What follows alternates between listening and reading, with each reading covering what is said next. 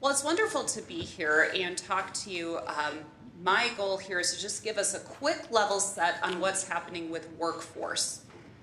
Give you a perspective on how roles and skills are changing quickly, how that is meshing with things in the state of Wisconsin and nationally and globally in terms of how demographics are changing the landscape, and in fact how we're all just living through a pretty significant evolution called digital and the kind of impacts that has to us and what Wisconsin's going to have to get very, very good at in order to compete and indeed even thrive. For those of you who are not familiar with Manpower Group, I just want to give you a quick background because it serves to help you understand how we've come by these perspectives. So we've been in business for 70 years, and every year we put about 3.4 million people to work. In Wisconsin, we put 10,000 people, over 10,000 people to work last year. So we have a pretty good perspective in terms of what the trends are, what employees' preferences are, what they're looking at, how that's changing. And because we serve about 400,000 clients on a global basis, we understand how sector trends are changing the landscape and how that is in fact impacting workforce. So, I want to give you a picture of what is happening in North America. The picture that you're looking at right now is derived from our Recruiting Difficulty Index. This is an index that we keep up to date with a number of data sources, including our recruiters' experience in actually pulling people to match with jobs. So what is happening right now in this picture is you're seeing over the last 6 years a pretty profound shift. So blue is where there is less difficulty, and orange and red is where we're experiencing more difficulty. You can see this spread of difficulty in terms of the effort it takes to fill jobs, right? This is due to a number of factors. One, of course, is the gradual recovery that we saw from the Great Recession. But you're also seeing the impact of demographics as people are aging out of the workforce. You are seeing the impact of historically low unemployment numbers. So in the US, it's 4.1%. In Wisconsin, it's about 3%. On an annual basis, Manpower Group also produces our Global Talent Shortage Survey. And in the US, for our last gathered information, 46% of US employers reported difficulty in finding talent. That was the highest that we have seen. It's very tight out there. And our Manpower Employment Outlook survey, which is also produced, it's produced on a quarterly basis. What we saw in this last survey for the state of Wisconsin was that the hiring intentions were up by 30%. Hugely significant, and we haven't even seen Foxconn demand really show up in a meaningful way. So hiring intentions are very, very high across most sectors. You've got an aging out problem, and you have a skills revolution issue as well, which I'll go into in a moment here. So if we drill down to Wisconsin and how this is showing up in the Recruiting Difficulty Index, you see, for the same period of time, again, a significant shift in the numbers. So certainly we know that this state is, there's a divide between rural and urban. And we see how that shows up in the demographic overlay in terms of generally, though, aging population. That is converging with a pretty rapid upskilling that is happening right underneath our feet. Again, in multiple sectors, you're seeing shifts from what used to be discrete, well-plotted roles that the educational system was very well set up to provide in terms of supply, to a lot of and roles.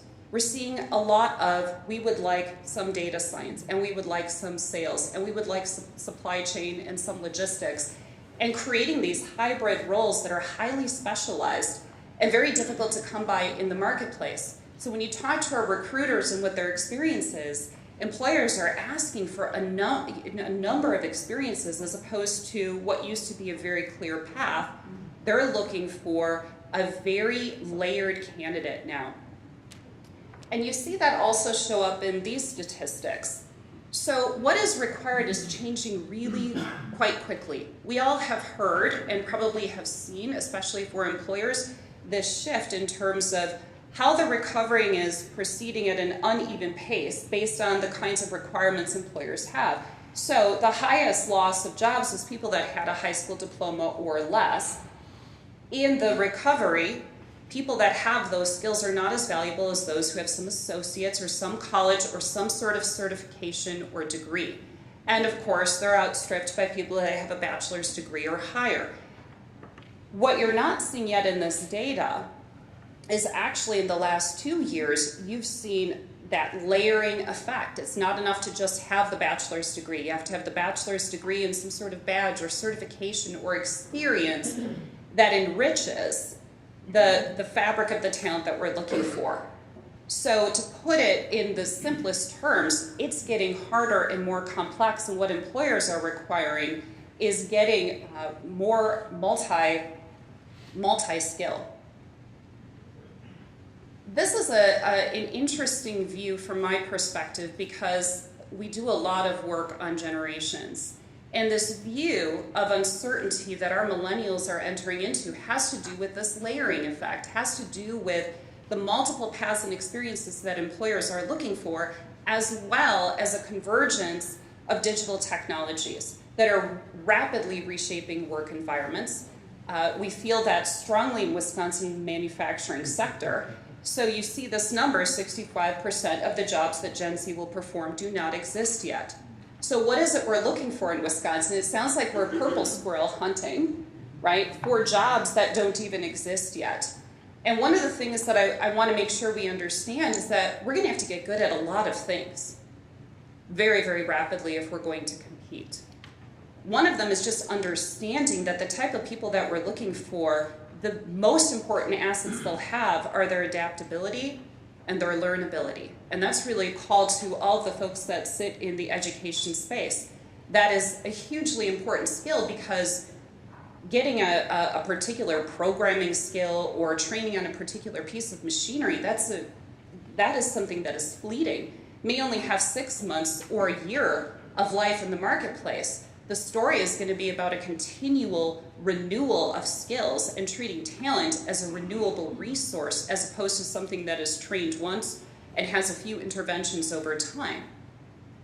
If you looked at the McKinsey study that came out last year, and they talked about 45% of tasks being able to be automated, but only 5% of roles being automated, that was certainly part of the picture, but there was another stat in there that said by 2030, 75 to 375 million workers on a global basis would need to switch occupational categories due to technology.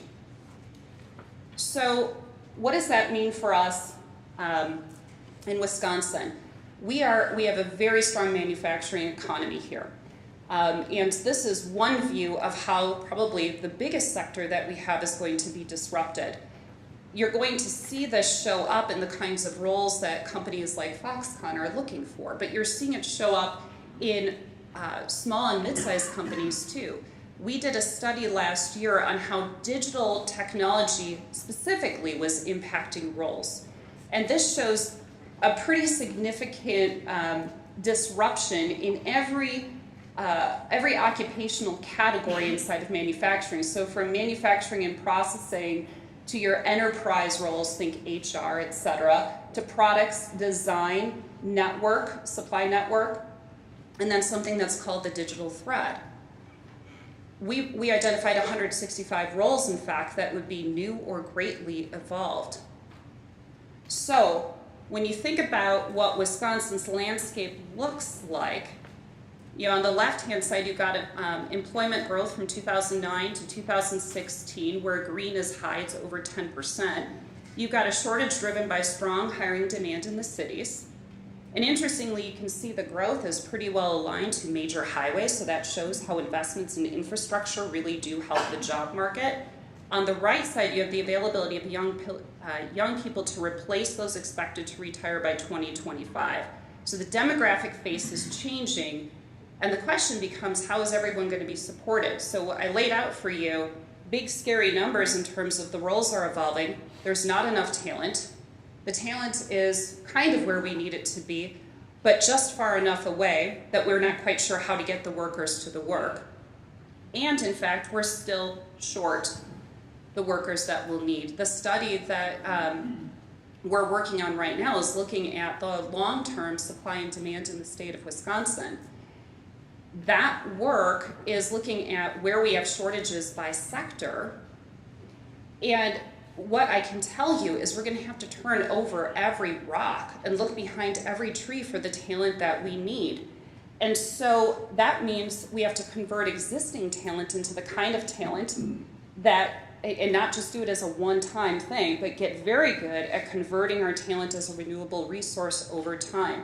We're going to have to get very good at recruitment and retention and the multi-generational value proposition, which of course includes, for instance, millennials don't want to own things, right? So they're not going to own cars. How will they get to the work? Transit is an important part of the equation as we start to see how the numbers are coming in for the study, which will be done in August-September timeframe. Transit's a vital part of the equation because it's about connecting the existing workforce to where the work will be done and attracting that millennial talent who's looking for different things, a different kind of experience, including around transportation. And it also helps us level people up because some of the talent that we're going to have to convert into rightly skilled talent is sitting in these undertapped and untapped pools with tremendous wage potential, tremendous upskill potential, but they tend to sit in places where they can't get access to the transportation that will get them to the jobs that are in demand. It really is all connected.